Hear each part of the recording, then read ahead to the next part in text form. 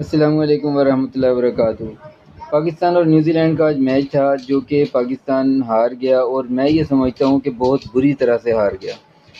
اور جیتنا ہارنا کوئی ایشو نہیں ہے، یہ چلتا ہے اور یہ کھیل کا حصہ ہے، تو اس لیے کوئی ایشو نہیں ہے۔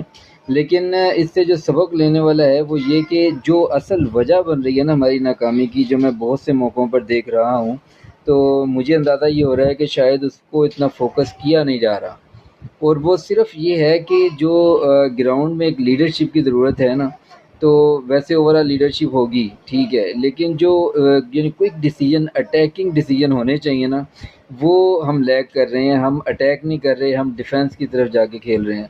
جب تک ہم یعنی ایک اٹیکنگ پوزیشن پہ نہیں اپنے آپ کو لے کے آتے، ہمیں اسی طرح ہی حالات کا سامنا کرنا پڑے گا۔